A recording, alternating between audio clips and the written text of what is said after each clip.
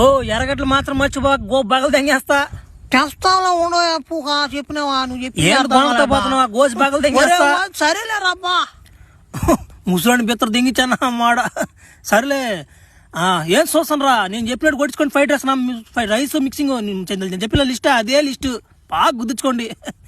ఏందన్నమాట వీళ్ళు ఎందుకు దేనికొచ్చారు అర్థం కాల. ముందు కారణం తెలుసుకొని అప్పుడు ఇయ్యాలి వీళ్ళకి తడి. అప్పుడు దాకా మనం ఏం చేయకూడదు, గమ్ము ఉండాలా, వేసినామాట లాగా ఉండాలా.